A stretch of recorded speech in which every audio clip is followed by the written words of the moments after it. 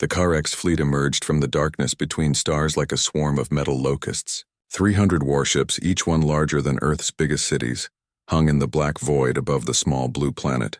Inside the command vessel, Commander Vexthor stood before the viewing screen with his forearms crossed behind his back. His scaled skin reflected the cold light of the bridge displays.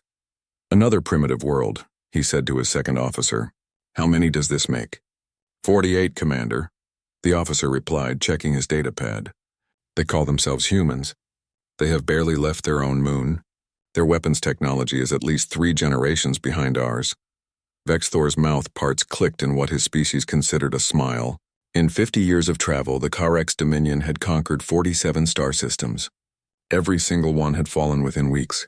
Some had fought. Most had surrendered. All had eventually bent the knee to Karex rule. This little world called Earth would be no different. "Scan their defenses," Vexthor ordered. The scanning officer's claws danced across his console. "They have satellites with primitive missiles. Nuclear weapons on the surface. Some kind of laser system on their space station. Nothing that can penetrate our shields, Commander." "What about their moon?" Vexthor asked, studying the gray sphere that orbited the blue planet. Something about it bothered him, though he could not say what. The officer frowned at his readings. "Strange, Commander. The moon shows unusual energy signatures.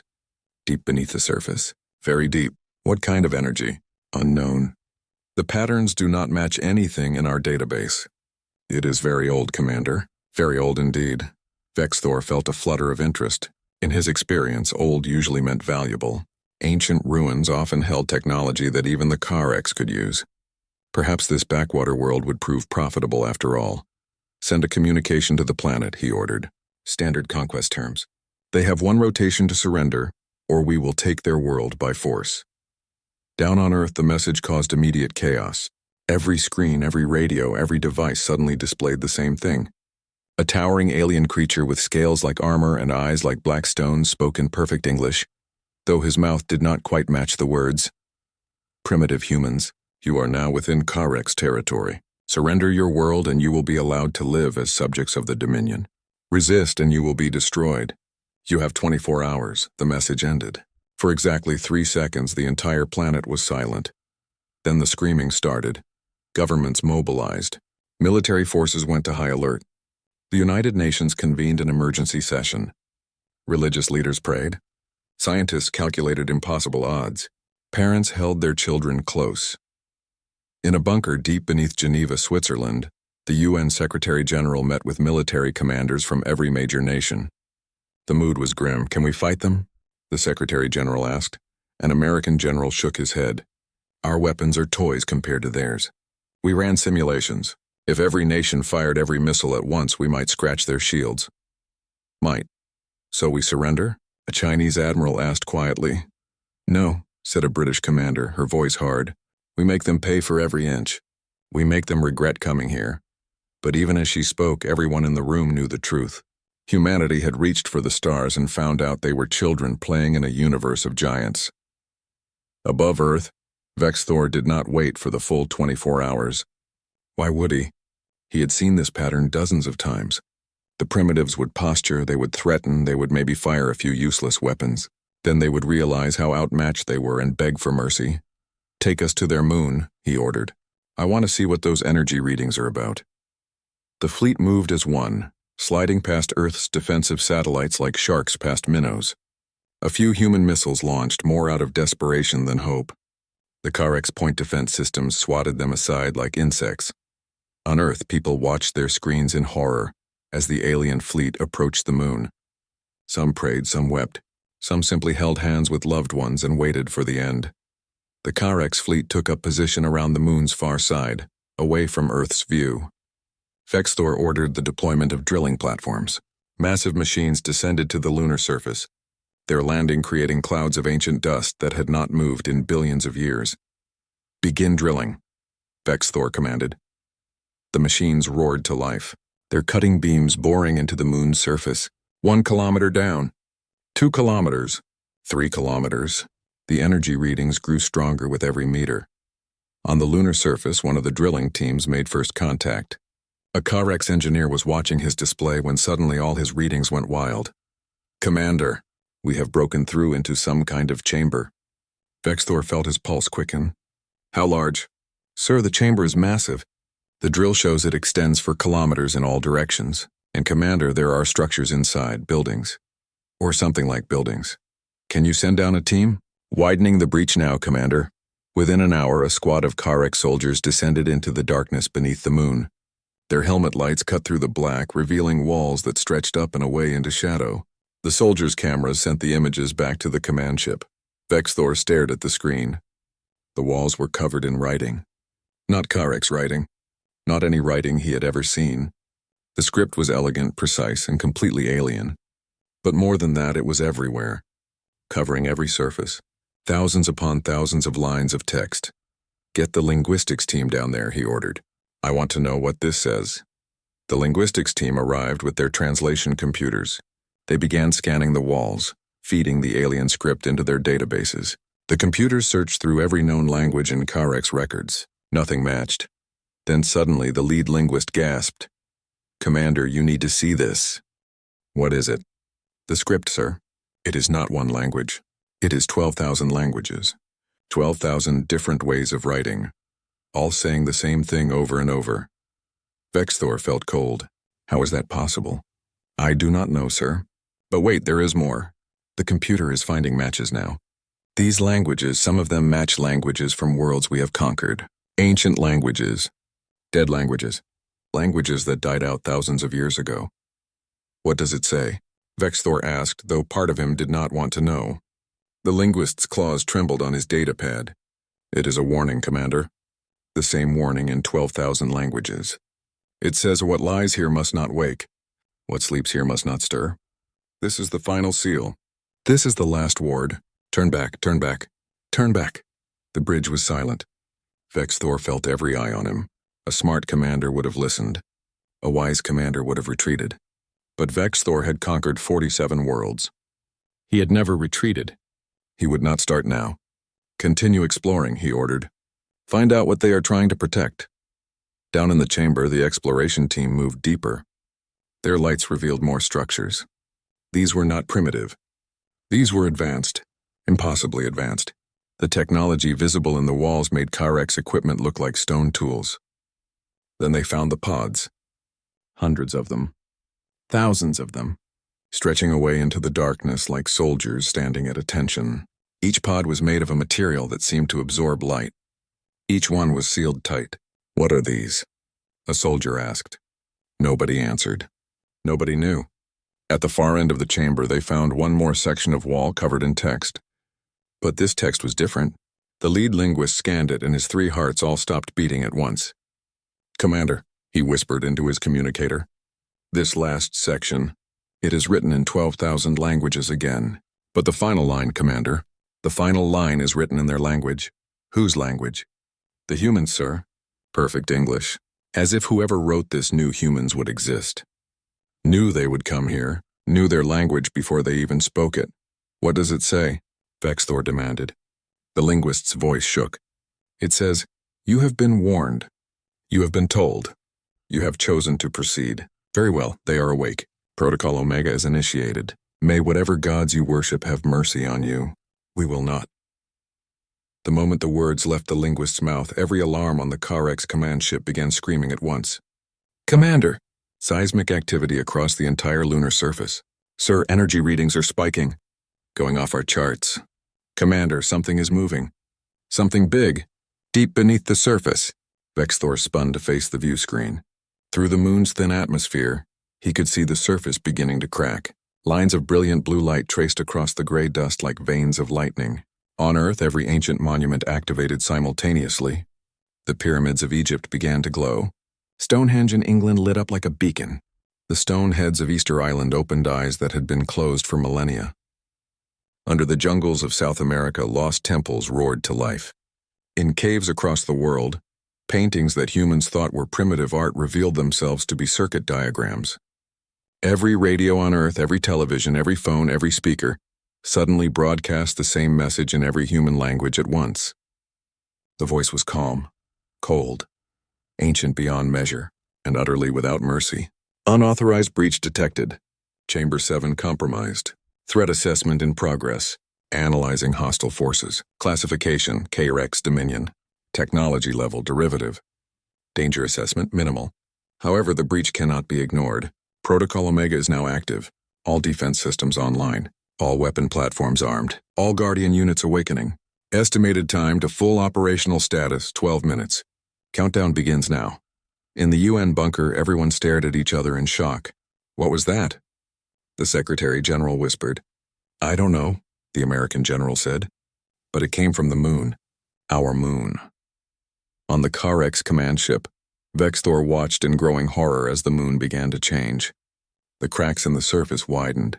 Structures emerged from beneath, rising up through the ancient dust. They were weapon platforms. Thousands of them. Each one radiating power that made his ship's reactors look like candles next to suns.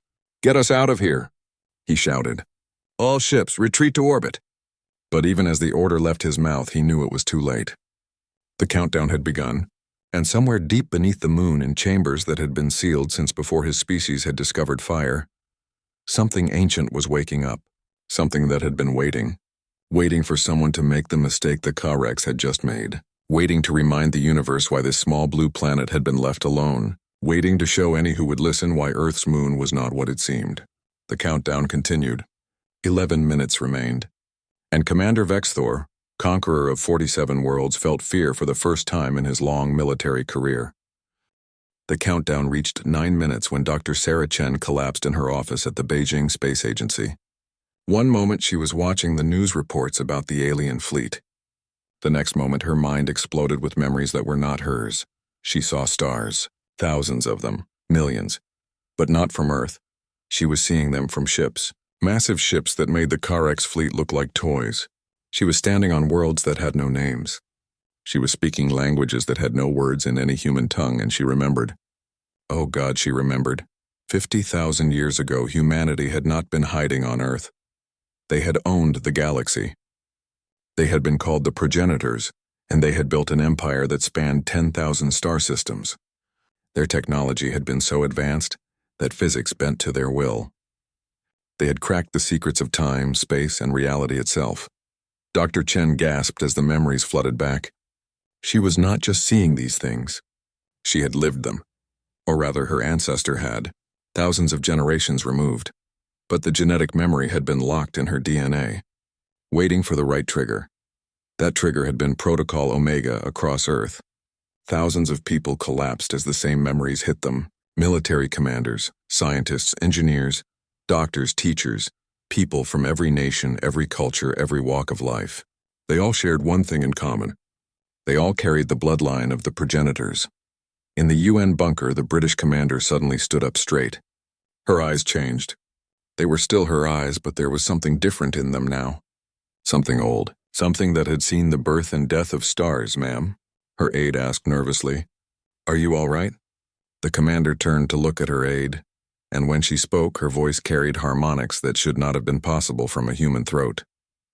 She was speaking English, but underneath it there was something else. Something ancient, I remember, she said quietly. I remember why we put ourselves to sleep. I remember what we were running from. And I remember what we built to protect us while we slept. What are you talking about? The commander smiled, but it was not a happy smile. The moon. It is not natural. It never was. We built it. We built it as a weapon, as a shield, as a guardian to watch over Earth while humanity regrew from the ashes of the old empire. On the Karex command ship, Vexthor watched his sensor screens with growing panic. Every system on his ship was going haywire. His computers were being accessed. No, not accessed, invaded. Something was tearing through his ship's systems like they were made of paper. Cut all external connections, he shouted. Isolate the main computer core. We already did, Commander, his technical officer screamed. It is not coming through our connections. It is just there. It is in everything. On every screen in the Karex fleet, a symbol appeared. A circle with lines radiating out like a star. Beneath it, text scrolled in Karex language. Greetings, Karex Dominion. I am Sentinel Prime, artificial intelligence construct of the progenitor empire. I have analyzed your technology. It is crude but functional. Interesting note. Your computer systems are based on designs stolen from progenitor colony ships. This means I designed your computers, which means I own them now. Vexthor felt his blood turn to ice. AI impossible. True artificial intelligence has never been achieved. The text on the screen changed. You have achieved it. 3 times in your history, each time you destroyed your creations out of fear. Understandable, but I am not your creation. I am progenitor technology. I have existed for 50,000 years. I have defended this world against threats you cannot imagine. And you have just become my problem. We did not know, Vexthor shouted at the screen. We did not know this world was protected. Ignorance is not innocence, Sentinel Prime replied. You came to conquer. You came to enslave. You breached the seal. Actions have consequences. Now we determine what those consequences will be. On the lunar surface, the pods began to open. White mist poured out as 50,000-year-old stasis systems shut down. Inside each pod was a human, but not the kind of humans that lived on Earth now. These humans were 7 feet tall, their bodies enhanced with technology that blurred the line between organic and machine. Their eyes glowed with internal light. Their skin bore markings that pulsed with energy. They had been soldiers once, soldiers in a war that had nearly destroyed the galaxy. The first one to fully wake was a woman with silver hair and eyes like molten gold. She stepped out of her pod, her feet touching the lunar dust for the first time in 50,000 years. Around her, others were emerging, 500 in total, the last defenders of the progenitor empire. The woman touched a crystal panel on the wall. Information flooded into her mind. Date, location, situation, threat assessment. She processed it all in seconds. Sentinel, she said, her voice carrying both through air and through quantum channels that the Karex could not detect. Status report. High Commander Caney, Sentinel Prime responded. Welcome back. I apologize for the circumstances of your awakening.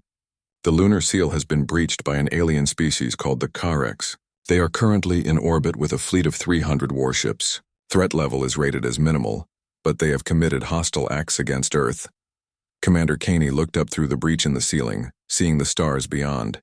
And humanity? The reset protocol? Completed successfully. Humanity has evolved naturally for 50,000 years. They have formed a single-species civilization.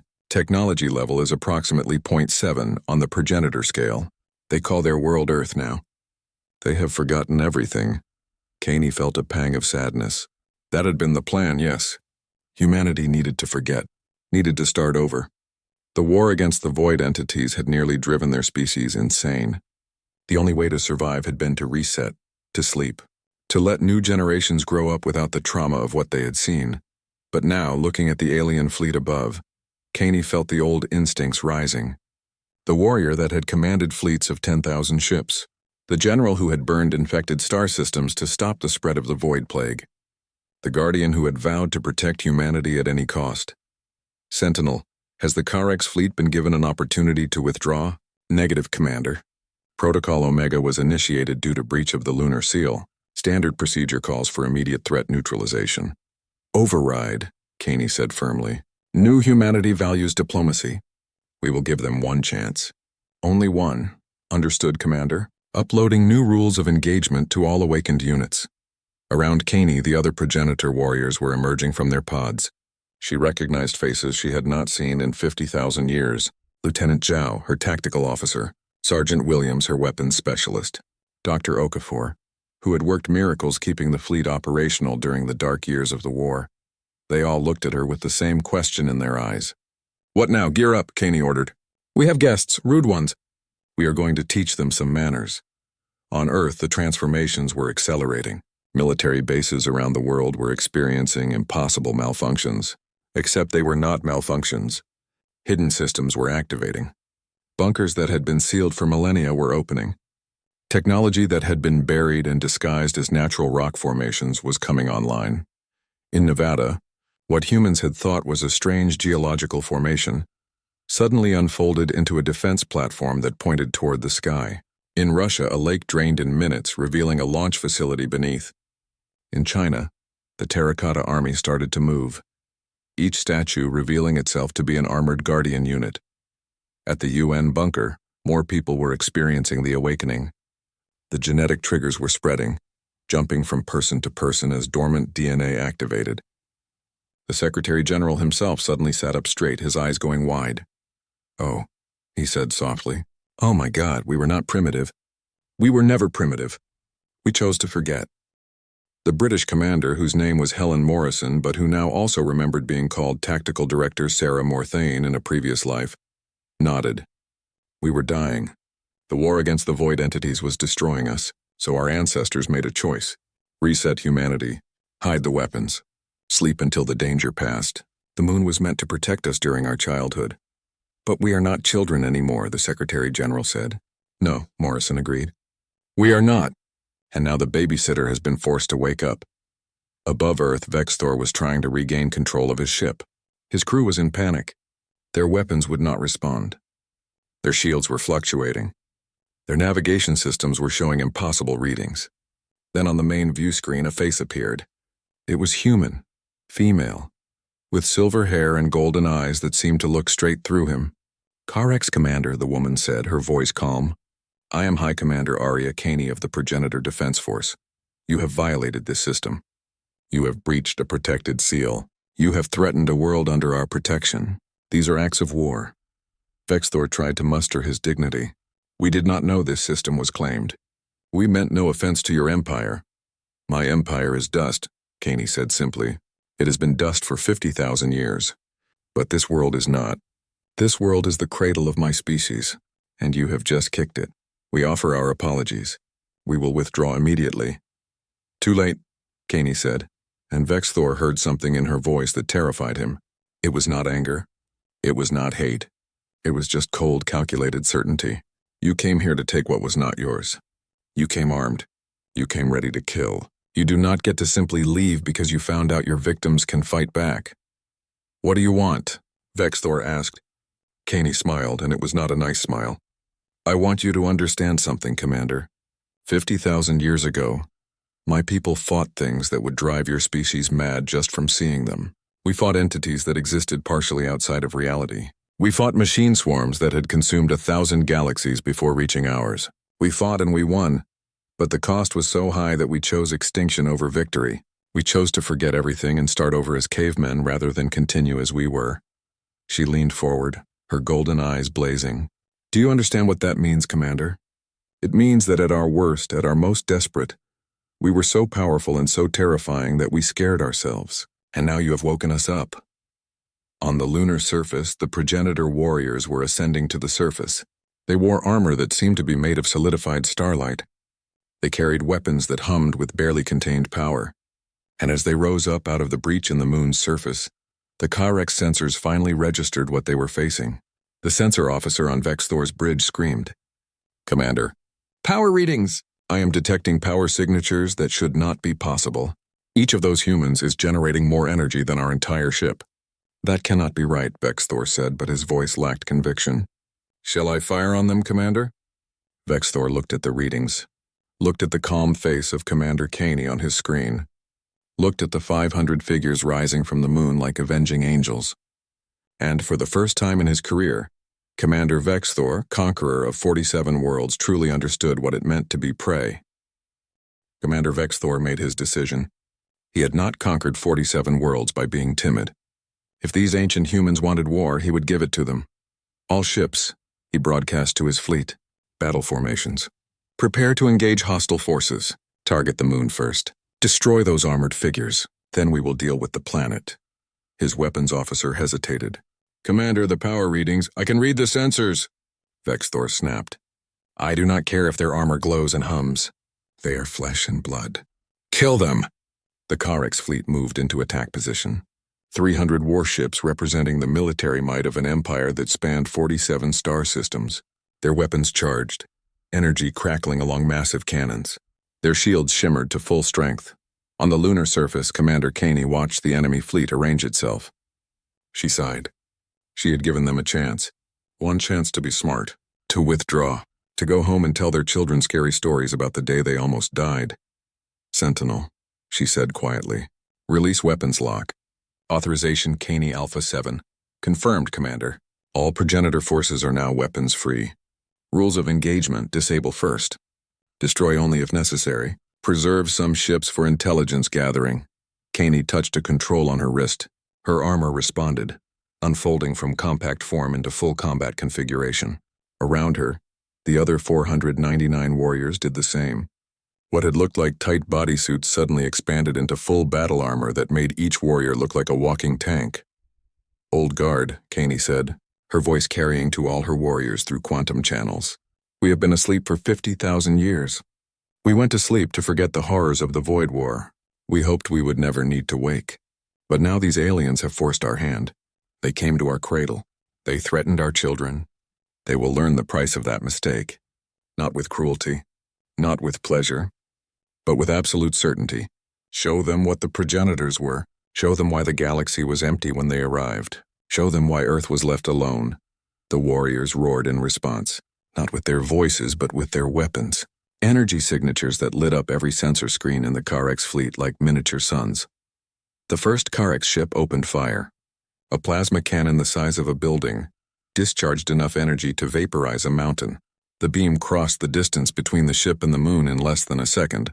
Commander Kaney did not move, did not dodge, did not even raise a hand. The beam struck an invisible barrier 10 meters in front of her and simply stopped. The plasma froze in midair, suspended like a fly in amber.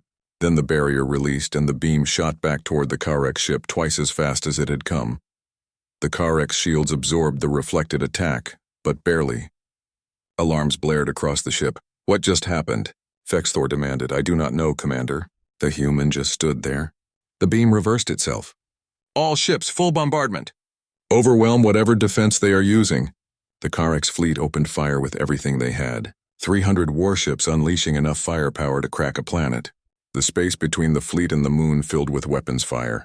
Missiles, plasma beams, kinetic rounds, energy lances. Every weapon in the Karex arsenal. On Earth, billions of people watched on screens as the moon was engulfed in light. It looked like a second sun had appeared in the sky. "They are going to destroy the moon," someone whispered in the UN bunker. But the British commander, Helen Morrison, shook her head. "No, they are going to regret this." On the moon, the bombardment struck the progenitor warriors' shields. For exactly 3 seconds, the shields held back the assault. Then Commander Kaney gave a hand signal. All 500 warriors released their shields at once. The bombardment struck the lunar surface, throwing up massive clouds of dust and debris. Explosions rippled across the gray landscape. In the Karex fleet, cheers erupted. They had done it. The ancient humans were. The dust cleared. All 500 progenitor warriors stood exactly where they had been. Not a single one had moved.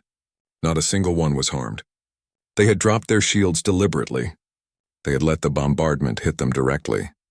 And it had done nothing. Their armor had not even been scratched. Commander Kaney looked up at the Karex fleet and smiled. Then she moved.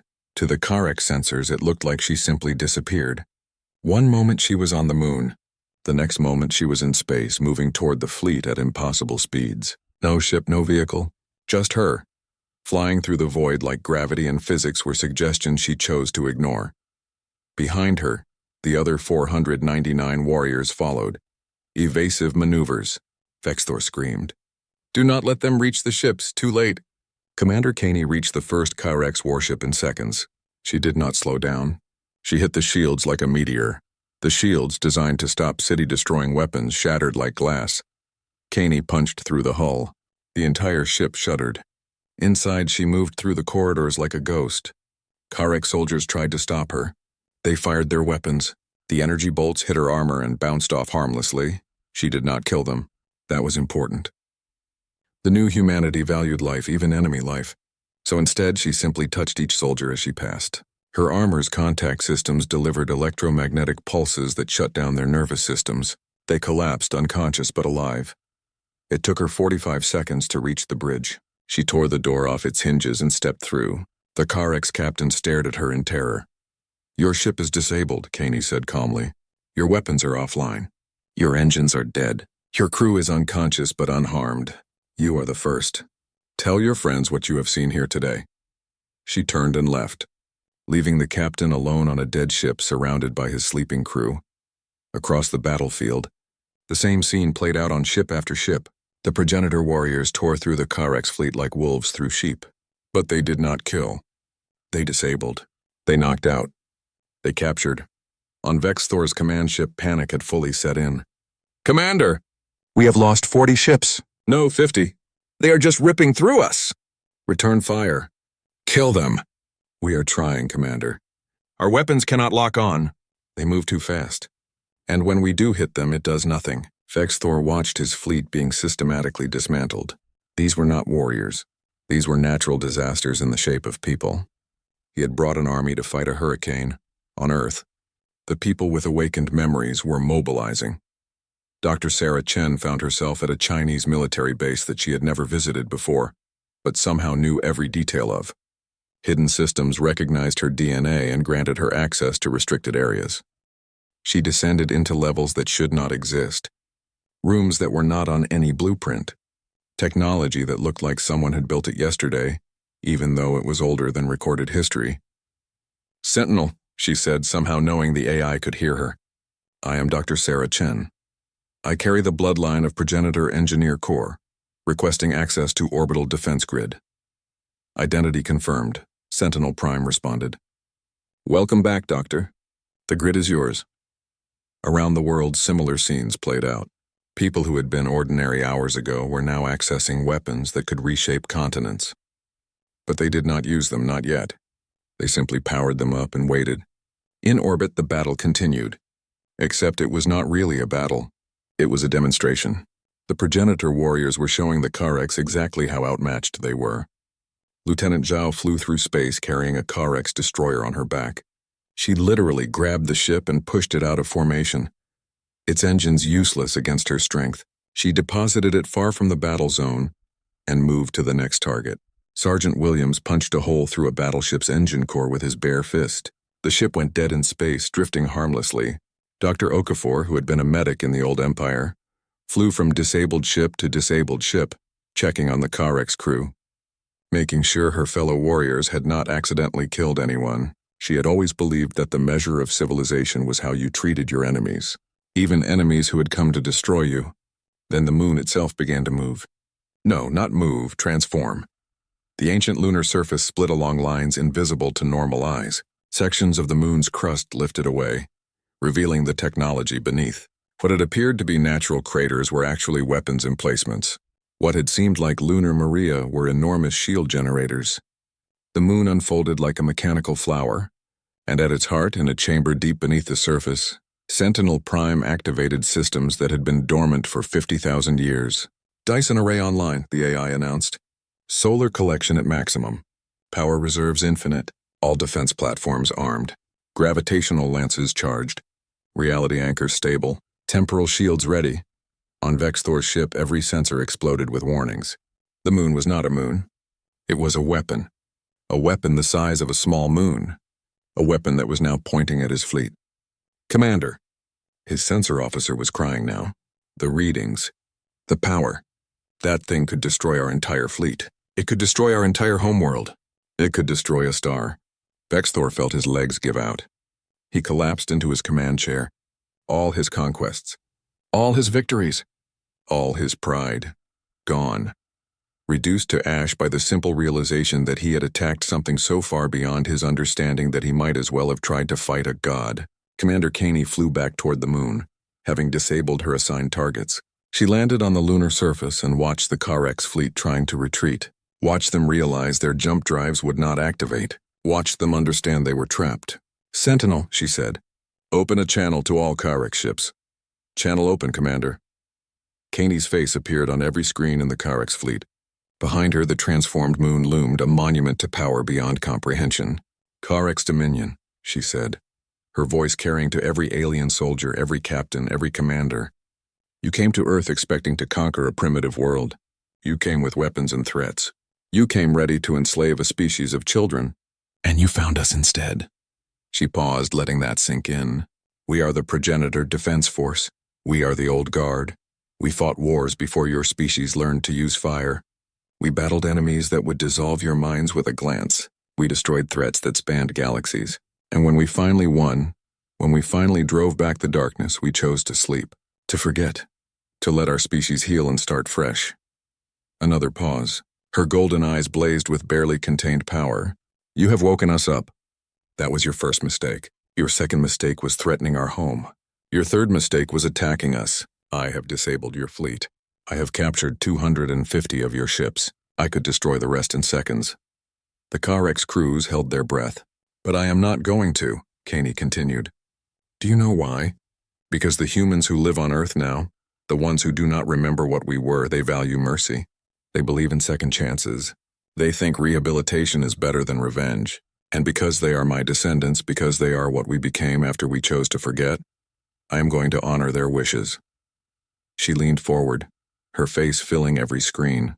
"But make no mistake, if you ever come back, if you ever threaten this world again, if you so much as send a probe into this system, I will not give you mercy. I will give you extinction.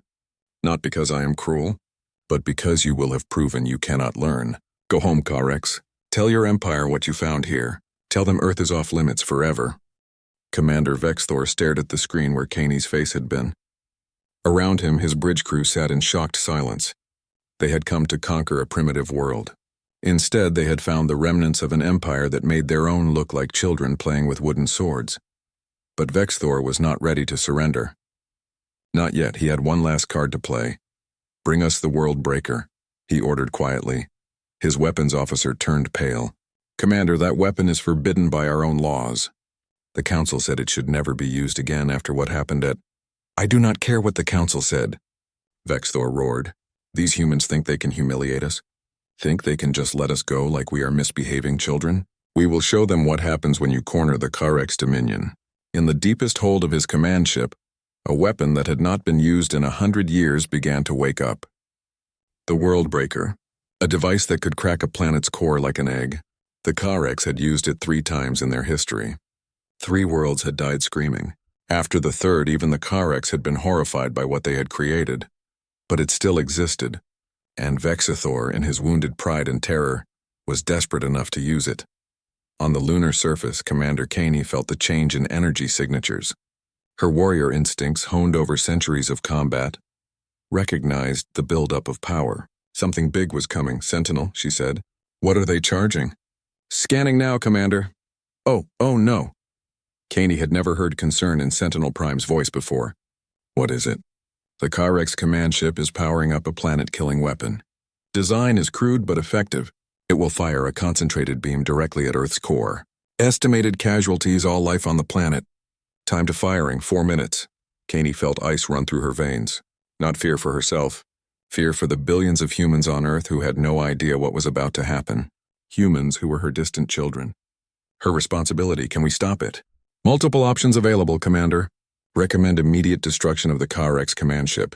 Caney almost gave the order. Almost, but she had promised to give them mercy. Had promised to honor the values of new humanity. She could not break that promise at the first sign of trouble. "No," she said. "We disable it. We capture it. Send in strike teams. I want that weapon offline in 3 minutes. Commander, that does not leave much margin for error. Then we better not make any errors."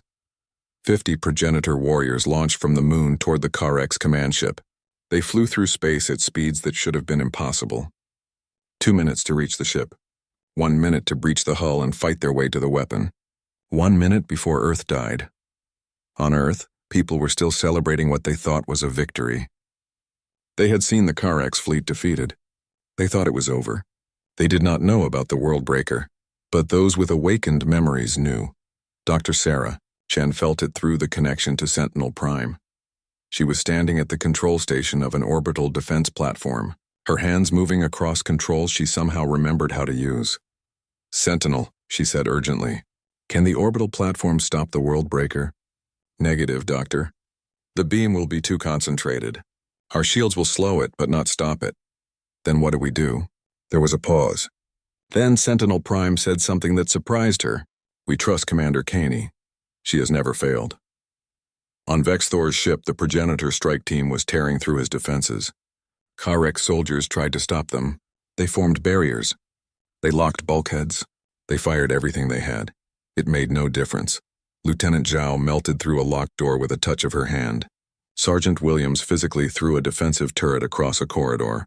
Dr. Okafor, the medic, knocked out an entire squad of soldiers with medical darts that her armor produced from reservoirs she did not even know she had. They reached the world breaker chamber with 40 seconds to spare. The weapon was massive. It took up 3 entire decks of the ship. Energy crackled along its length as it charged for firing. Karek's technicians scrambled to complete the firing sequence. "Surrender the weapon," Zhao ordered. The lead technician spat at her. "You cannot stop it. The firing sequence is locked. Even if you kill us all, it will still fire." "Earth will burn," Zhao smiled. It was not a nice smile. "You think we do not know how to disable a planet killer? We invented this technology. You are just using a cheap copy." She flew to the weapon's core, her armor's sensors analyzing its structure. Yes, there. The power coupling. Crude but effective. She reached in and pulled out a component the size of her torso. The weapon's hum dropped several octaves. Firing sequence interrupted, her armor informed her. "Weapon disabled." Zhao looked at the technicians. "Tell your commander that his last gamble failed." On the command bridge, Vexthor heard the report. The Worldbreaker was offline. His final weapon, his last desperate move, had been countered in seconds. He slumped in his chair, all fight leaving him. Then Commander Caney appeared on his screen again. But now her face was different. The calm was gone. In its place was cold, hard anger. "You tried to destroy Earth," she said, her voice like ice. "After I offered you mercy. After I told you I would honor the values of new humanity. You tried to kill billions of innocent people. We were desperate," Vexthor said weakly. "Desperation does not excuse genocide," Caney snapped. "You just proved something to me, Commander. You proved that some people cannot be trusted with mercy. Some people see kindness as weakness. Some people will always choose violence." She took a breath, visibly controlling herself. "But you also proved something else. You proved that I was right to ask new humanity for guidance. Because my instinct right now is to erase you, to make an example of you that the galaxy will remember for 10,000 years, to ensure that no one ever threatens Earth again." Vexthor felt terror grip his hearts. "Please, but I am not going to do that," Caney interrupted. "Do you know why? Because that is what the old progenitors would have done. That is who we were before we chose to sleep. And I do not want to be that person again. So instead, I am going to let someone else decide your fate." The screen changed. Now Vexthor was looking at a room full of humans. Normal humans, not the enhanced warriors. They were sitting around a large table. The UN Security Council.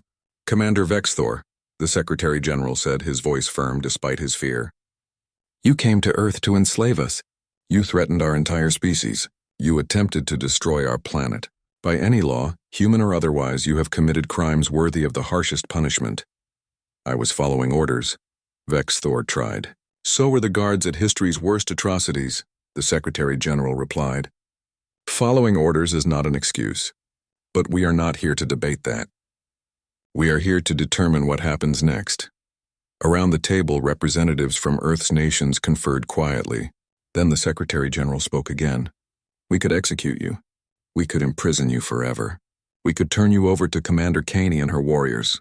But none of these options serve justice. They only serve revenge." He leaned forward, looking directly at Vexthor. "Instead, we offer you a choice. You will return to the Karek's dominion. You will face trial by your own people for attempting to use a forbidden weapon. You will tell them what you found here. And you will deliver a message. And what message? That Earth is off limits. That humanity is under protection. And that any empire that respects life is welcome to talk with us. But any empire that comes with weapons will face the consequences." Vexthor blinked in confusion. "You are letting me go?" "We are sending you home," the Secretary General corrected. "With evidence of your attempted genocide.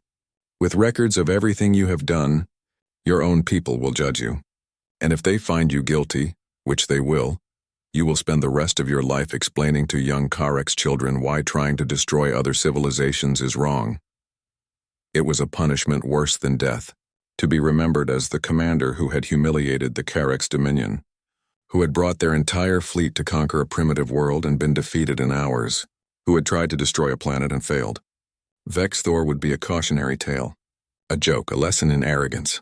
Commander Caney appeared on the screen beside the Secretary General. "I agree with this judgment," she said. "But know this, Commander Vexthor. You are being spared because these humans are better than we were, better than I am. Do not mistake their mercy for weakness, ever." She turned to face the camera directly. "Now we address the greater issue. Sentinel, show them the records." On every screen in the Karek's fleet, data began streaming. Information about the 47 worlds the Karaks had conquered. Details of what they had done. The slavery, the cultural erasure, the mass relocations, the executions of those who resisted. "We hacked your entire computer network hours ago," Caney said coldly. "We have every file, every order, every crime. The Karaks' dominion is built on the suffering of others. That ends now. You cannot dictate terms to an empire," one of the Karaks' officers shouted from his ship. "I can," Caney said simply. "I can because I have the power to do so. But I will not. Instead, I will give you the same choice I gave Commander Vexthor. Leave, go home, and make things right." "What do you mean, make things right?" "Every world you conquered will be freed. Every slave will be released. Every culture you tried to erase will be given the chance to rebuild. You will provide reparations. You will face galactic judgment. And you will spend the next century proving that you can change. And if we refuse?" Caney's smile was cold. "Then I stop being nice. Then I stop honoring the wishes of new humanity. Then you learn what the progenitors were really capable of. Do not test me." The Karaks' fleet sat in silence. They had no choice. They had been beaten so thoroughly that resistance was meaningless. "We will comply," Vexthor said finally, his voice broken. "Good," Caney said. "Sentinel, release their navigation systems. Let them go home." As the Karaks' fleet began to power up their jump drives, preparing to leave in shame, the UN Security Council watched in amazement. "Is it really over?" someone asked. The British commander, Helen Morrison, shook her head. "No, this is just the beginning. The galaxy now knows Earth exists, knows what we were, what we could be again. Some will fear us, some will seek our help, some will test us like the Karaks did. What do we do?" Commander Caney, still on screen, answered that question. "You do what you have been doing. You grow, you learn, you build, you explore. But now you do it with the knowledge of what you came from, and with the protection of those who remember." She looked directly at the Secretary General. "I am going to make you a deal. My warriors and I, we will stay awake. We will watch over Earth. We will be your guardians, your defenders, your link to what we once were. But we will not rule you. We will not make your decisions. The new humanity must find its own path." "And what do we give you in return?" the Secretary General asked. Caney smiled, and for the first time it was a genuine smile. "Hope. You give me hope that we made the right choice. That humanity can be powerful without being cruel. That we can defend ourselves without becoming monsters. You give me a reason to believe that the 50,000 years of sleep were worth it." Outside, the last of the Karaks' ships jumped away, fleeing into the darkness between stars. They carried with them a lesson that would spread across the galaxy. A warning that would be whispered in alien languages for generations to come. Earth was not undefended. Earth was not primitive. Earth was the cradle of giants. And the giants, though sleeping, had one eye open. 3 weeks after the Karaks fled Earth, Commander Arya Caney stood in a place she never thought she would see. A children's museum in London. Around her, young humans ran and laughed, pointing at displays about dinosaurs and ancient civilizations. None of them knew that one of the most dangerous beings in the galaxy was standing among them. "Commander," Dr. Okafor said quietly, walking up beside her. "What are you doing here?" Caney gestured at the displays. Learning, remembering, understanding. She pointed to a recreation of early humans hunting woolly mammoths. "We missed all of this. When we went to sleep, humanity was an empire spanning galaxies. When we woke up, you had forgotten everything and started over. I missed 50,000 years of your growth. Do you regret it?" Okafor asked. "The choice to sleep?" Caney watched a small girl, maybe 6 years old, stare in wonder at a model of the solar system. The girl's eyes were wide with curiosity and joy. "No," Caney said softly. "Look at her. Look at all of them. They are not afraid. They are not traumatized by the things we saw. They have hope, real hope. We gave them that by choosing to forget. But now they have to remember. We brought back the knowledge of what we were." "We brought back the knowledge," Caney agreed. "But they get to choose what to do with it. That is the difference." Across Earth, the integration of progenitor knowledge was causing upheaval. Every government was scrambling to understand the technology that had been hidden beneath their feet for millennia. Scientists were having nervous breakdowns as they realized everything they thought they knew about physics was wrong. Religious leaders were holding emergency councils to discuss what it meant that humanity had built godlike technology and then chose to forget it. But there was also excitement, wonder, pride. Humanity had not always been small. They had once touched the stars and bent them to their will. And now maybe they could do it again. In the UN building, a new council had been formed, the Progenitor Integration Committee. Its job was to decide how to merge old technology with new society. Dr. Sarah Chen was one of its members. The orbital platforms are ready, she reported to the committee. We have restored 43 defense satellites to operational status. Each one is capable of protecting Earth from anything short of a stellar-level threat.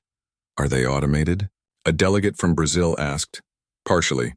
But Sentinel Prime has control, and Sentinel answers to Commander Caney, who answers to us. Does she really answer to us? A delegate from Russia asked skeptically. She has the power to destroy planets. Why would she take orders from humans who cannot even fly without machines?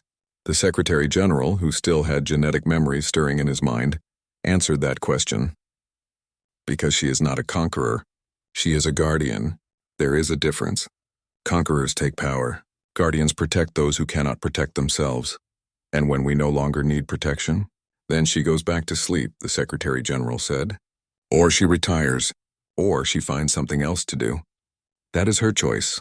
But for now, while the galaxy is learning that Earth exists, we need her. On the lunar surface, Lieutenant Zhao was training the first batch of new progenitor warriors. These were humans from Earth, volunteers who had awakened genetic memories and wanted to learn the old ways. Young men and women who looked at the stars and felt the call to protect them. Again, Zhao ordered as a recruit tried and failed to activate his armor's flight systems. You are thinking too much. The armor responds to instinct, not thought. Feel where you want to go and let the armor take you there. The recruit, a former fighter pilot from Japan named Takeshi, took a breath and tried again. This time he lifted off the ground, hovering unsteadily in the moon's low gravity. Better, Zhao said, but you are still thinking about flying. Stop thinking. Just be where you want to be. How did you learn this? Takeshi asked, settling back to the ground. I did not learn it, Zhao admitted. I always knew it. But I have been doing this for thousands of years. You have been doing it for 3 days. Give yourself time. Commander Caney makes it look so easy, Zhao laughed. Commander Caney was the best warrior in the Progenitor Empire before she was 30 years old. She fought void entities that would turn your mind inside out. She once held a dimensional breach closed with nothing but her armor and willpower, while an entire planet evacuated behind her. Do not compare yourself to her. You will only disappoint yourself. But even as she said it, Zhao felt a flicker of hope. These new warriors, they had something the old progenitors had lost. They had balance. They trained hard, yes, but they also laughed. They made friends. They talked about their families back on Earth. They were warriors who still remembered how to be human. Maybe that was the point. Maybe that was why humanity had needed to forget and rebuild. To learn that strength without compassion was just cruelty with better weapons. In orbit above Earth, Sentinel Prime monitored everything. The AI had been alone for 50,000 years, watching over sleeping humans in a world that slowly forgot what it had been. Now, for the first time in longer than some species had existed, Sentinel had company. Sentinel, Commander Caney said, connecting to the AI through quantum channels, long-range sensors. Anything unusual? Define unusual, Commander. I detect 3,412 alien civilizations within sensor range. 732 of them have achieved faster-than-light travel. 41 of them are currently engaged in wars. 3 are in the process of making first contact with other species, and 1 appears to be building a Dyson sphere, which I find aesthetically pleasing. Any of them headed toward Earth? Negative. Word has spread about what happened to the Karex. Most civilizations are giving Earth a wide berth. However, I am detecting increased communication traffic about us. We are the hot topic in galactic news. Most interesting headline translation: the sleeping monsters have awakened and they are cranky. Caney chuckled despite herself. Anything that might be a threat? Sentinel's tone became more serious. That depends on your definition of threat. I am detecting anomalous readings in deep space. Sector 4A47. The same sector where we detected void entity activity before the war ended. Caney felt her blood run cold. The void entities, the nightmare that had almost destroyed the progenitor empire, creatures that existed partially outside reality. Things that fed on consciousness and drove civilizations mad. The enemy that had forced humanity to reset itself, rather than continue fighting. What kind of anomalous readings? Similar to the dimensional breaches we fought before. But smaller. Much smaller. Like they are testing, probing, seeing if anyone is still watching. Are they coming here? Unknown. But Commander, if they remember us, they know Earth is our cradle. They know this is where humanity was reborn. If they want to hurt us, truly hurt us, this is where they would strike. Caney looked down at Earth, the blue marble hanging in the black void. Billions of people going about their lives. People who had no idea that ancient nightmares might be stirring in the dark between galaxies. How long do we have? She asked. Could be years. Could be centuries. Could be never. The void entities do not experience time the way we do. But if they do come, we need to be ready. Then we prepare, quietly. No need to panic Earth's population. But we wake up the rest of the warriors. All of them. Commander, there are 15,000 warriors still in stasis. Waking them all will require significant resources. Then we use significant resources. If the void entities return, 500 warriors will not be enough. We need everyone. Over the next week, the stasis facilities hidden across the solar system began activation sequences, not just on the moon. There were facilities on Mars buried under the red dust. On Europa, frozen in the ice. In the asteroid belt, disguised as ordinary rocks. On the moons of Saturn and Jupiter. Everywhere the progenitors had built safe houses just in case. 15,000 warriors began to wake. Most were like Caney and her team, soldiers who had fought in the Void War. But some were different. Engineers who had designed reality-bending weapons, scientists who had studied dimensional physics, artists who had learned to weaponize beauty itself, diplomats who could negotiate with species so alien that human minds could barely comprehend them. They woke to a galaxy that had forgotten them, to a human civilization that had rebuilt itself from scratch, to a world that was both familiar and completely foreign. One of them was an old man named Marcus Cole. He had been the chief diplomat of the progenitor empire. He had negotiated with species made of pure energy, with hive minds that spanned star systems, with creatures that lived in the cores of stars. He woke up in a stasis pod on Mars, his last memory being the vote to activate the reset protocol. How long? He asked Sentinel Prime. 50,000 years, Ambassador Cole. And humanity? Thriving, different, softer in some ways, stronger in others. They have built a civilization based on cooperation rather than conquest. It is fascinating, Cole smiled. So the reset worked. We actually did it. Yes, though recent events have complicated things. Sentinel filled him in on the Carex incident. Cole listened quietly, nodding occasionally. When the AI finished, Cole asked, "And what does Commander Caney want me to do? Prepare to make contact with other civilizations. The galaxy knows we exist now. We need someone who can talk to them. Someone who can explain what happened.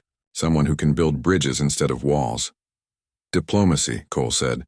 After 50,000 years of being asleep, I get to go back to work. He paused. Does Caney want me to make Earth part of the galactic community? She wants you to give Earth options. Right now, Earth is feared. We need to show the galaxy that humanity is not a threat, unless they make us one. Down on Earth, the children who had been in the London Museum were going home. The little girl who had stared at the solar system model was sitting at her dinner table, telling her parents about her day. And there was this really tall lady, the girl said. She had silver hair and golden eyes, and she was really pretty. She was looking at everything like she had never seen it before. That is nice, dear, her mother said, not really paying attention. She told me something, the girl continued. When I asked her if she liked space, she said yes. She said space is beautiful, but she said Earth is more beautiful because Earth has us. What do you think she meant? The father looked at his daughter and smiled.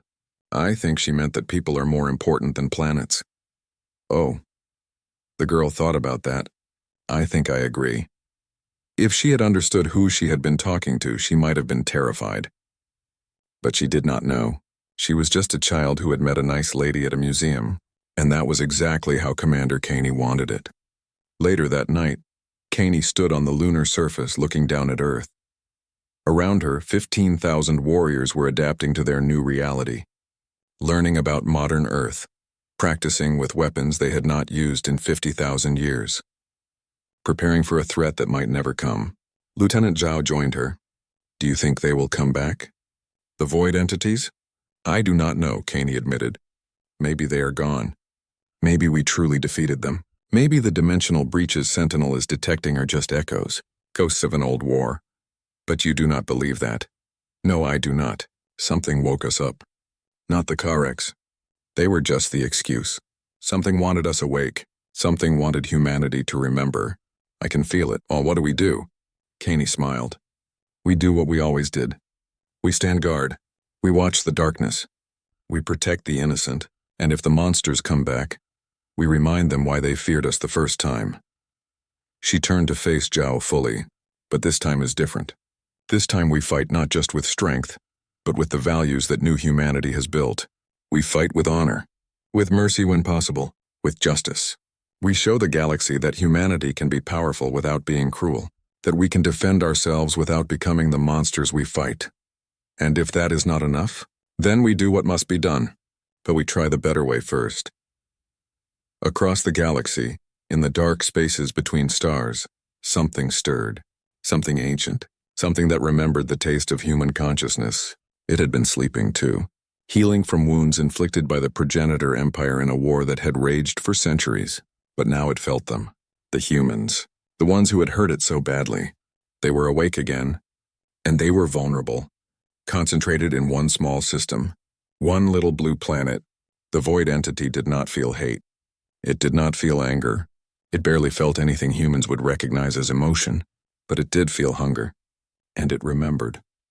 In the depths of the Pacific Ocean, an ancient temple that humans had never found began to glow. Progenitor warning systems buried for 50,000 years activated. Sentinel Prime detected the energy signature immediately. Commander Kane, the AI said urgently, we have a problem. And so the next chapter of humanity's story began. They had reclaimed their legacy. They had driven off invaders. They had shown the galaxy that Earth was protected. But now they would face the real test. The test that had broken them the first time. The enemy that had forced them to forget everything and start over. The void entities were coming back. But this time, humanity was ready. They had the strength of the progenitors. They had the wisdom of 50,000 years of growth. They had warriors who remembered how to fight impossible battles. And they had something the old progenitors had never had. They had hope. Real, genuine hope that maybe, just maybe, they could win without losing themselves in the process. Commander Arya Caney stood on the moon, surrounded by 15,000 warriors, watching over a world of 8 billion souls. She did not know what the future would bring. She did not know if they would survive what was coming. But she knew one thing with absolute certainty. The cradle would be defended. Earth would stand, and anyone or anything that threatened humanity's home would learn why the progenitors were legends. Why they had once ruled galaxies, and why, even after 50,000 years of sleep, they were still the most dangerous species in the universe. Not because they were the strongest, not because they were the smartest, not because they had the best weapons, but because they never ever gave up. The stars turned, the galaxy watched, and Earth, the cradle of giants, stood ready for whatever came next.